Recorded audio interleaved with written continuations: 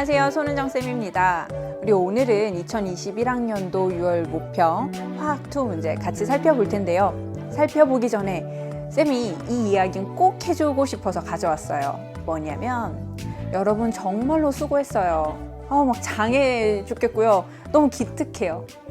우리 앞으로도 더 잘할 수 있습니다.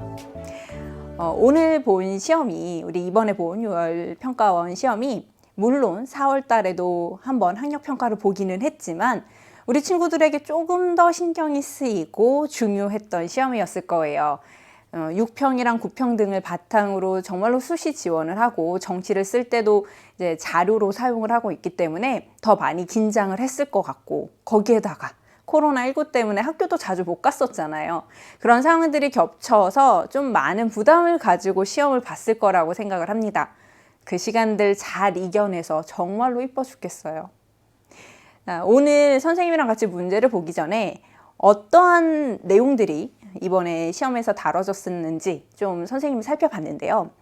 쌤이 느꼈을 땐 전체적인 난이도가 그렇게 높진 않았습니다.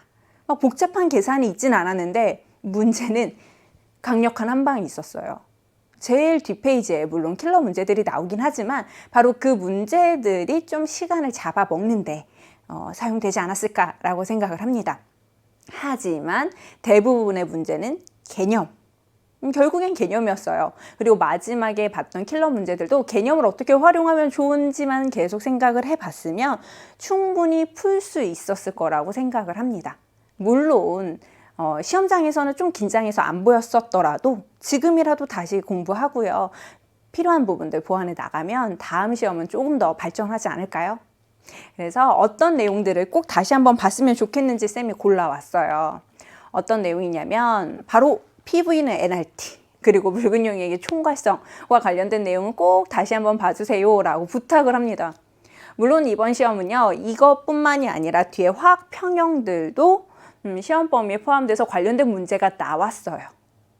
그런데 말이죠.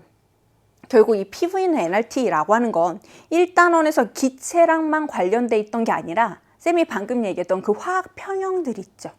화학 평형들도 결국에 이 PV는 NRT를 어떻게 활용을 하는가와 연결이 되어 있었기 때문에 이제 기체랑 관련된 문제가 나왔다 하면 머릿속에서 바로 떠올리고 문제 해결하셔야 됩니다. 그리고 두 번째.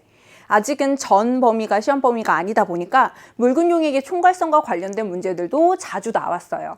근데 여러분, 묽은 용액의 총괄성과 관련됐다라고 하면 머릿속에서 또 하나 떠올라야 되는 게 뭐가 있냐면, 그렇죠, 용액의 농도라고 하는 것도 생각을 해야 되죠. 농도라고 하면 몰농도, 몰랄농도 뭐 이런 애들이 있었고요. 몰 분율도 물질의 농도를 표현할 수 있는 또 하나의 수단이었습니다. 그런 농도들의 단위 변환 역시 문제에서 같이 다뤄지고 있었을 거예요. 그래서 요 두 개만 잘 포커스를 맞추면서 공부를 해도 이번 6평 문제들 한 90%는 분석을 할 수 있다라고 생각을 해요. 그래서 쌤이 세봤어요. PV는 NRT랑 관련돼 있던 문제가 이렇게 많이 있었습니다. 7번, 12번, 15번, 17번, 18번, 19번, 20번 이렇게 있었는데요. 특히 우리가 많이 어려워하는 4페이지랑 관련돼 있는 문제들이 대부분은 PV는 NRT랑 관련돼 있었죠. 쌤이 오늘 총평하기 전에, 해설하기 전에 EBS 홈페이지 막 들어가서 우리 친구들의 오답률이 어떻게 됐는지 확인을 해봤거든요. 제일 오답률이 높았던 문항들이더라고요. 아니나 다를까 19번, 20번, 18번, 15번. 그러니까 결국 우리가 어려워하고 있는 게 PV는 NRT인 거고, 조금만 더 나아가면 화학 평형과 관련돼 있던 내용이라니까 뭐 여기에 포커스 맞춰서 복습해보면 다음번에 그런 킬러 문제를 만났을 땐 좀 더 자신감 가지고 풀 수 있지 않겠어요?